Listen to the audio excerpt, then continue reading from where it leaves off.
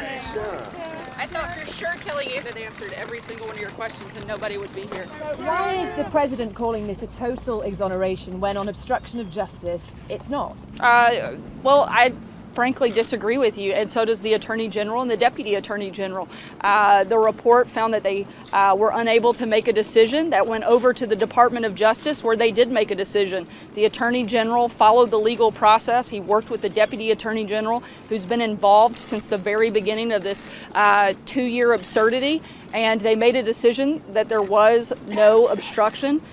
So that makes it a complete and total exoneration. I don't know any other way to look at it when the whole purpose of this investigation was to determine whether or not there was collusion. And there wasn't. They were incredibly clear in the report that there was no collusion, not by the president, but by any American, no one on his team. That's a great thing for our country, and it's a great thing for this administration. Catherine. Sorry, hold on a second. Catherine, go ahead. Will the president support the release of the full report? The president's spoken on this already.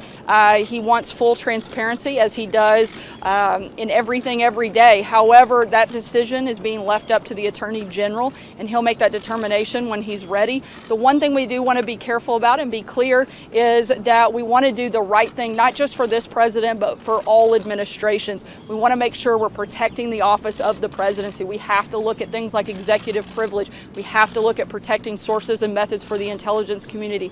Those are things that you're going to see the Attorney General determine, and he'll make that decision when he's ready. Do you think that Mueller did a good job?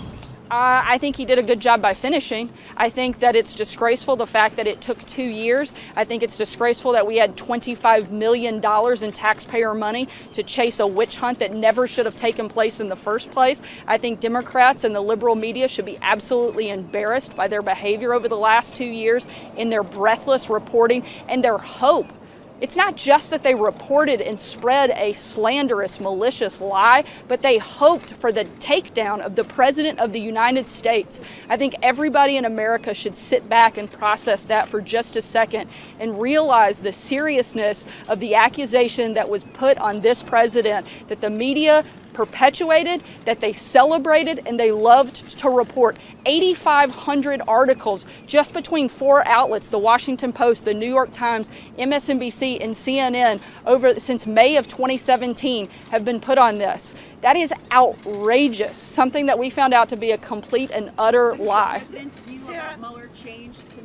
The president's been clear what his feelings are. Our feeling is that this never should have needed to take place, and Democrats should be embarrassed by their behavior, and we'll see what they do with it. Krista.